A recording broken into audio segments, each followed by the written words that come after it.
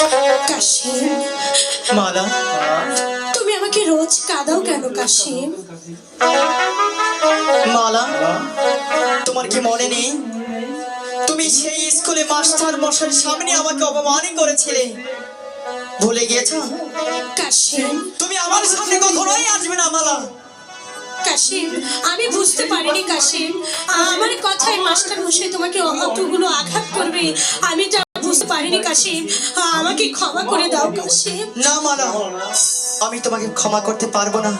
তুমি চলে যাও, তুমি আমার সামনে কখনোই আসবে না। কাশিম, আমি চাই না তুমি আমার সামনে আসো।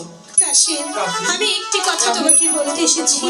এই তো সেদিন নূরজাহান আর আকবর ভাইয়ের বিয়ে হলো, তুমি কি তা দেখো? দেখেছি তো।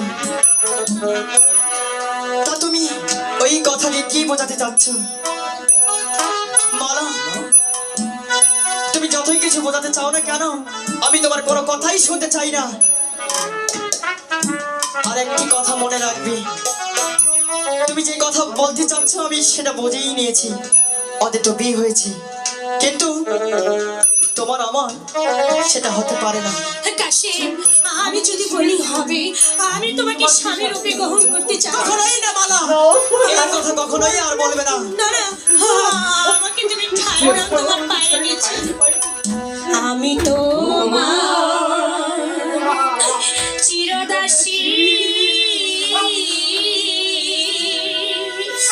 মালা, তুমি আমার প্রাণপতি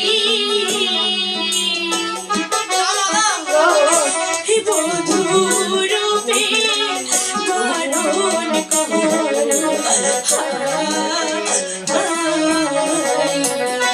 মালা, তুমি কি একবার ভেবেছো মালা, তুমি হলে বাদশার মেয়ে আর আমি হয়েছি গরিবের এক ছেলে? তাতে কি হয়েছে কাশিম? কখনোই সম্ভব আমি না যে মালা। তোমাকে অনেক ভালোবাসি কাশিম, না, না, আমাকে বোঝার চেষ্টা করো।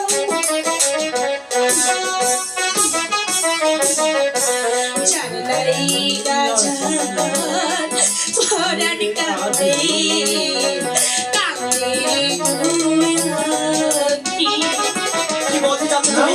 সে কি ঘরে রইতে পাহাড়ি বন্ধুরে কাঁদে।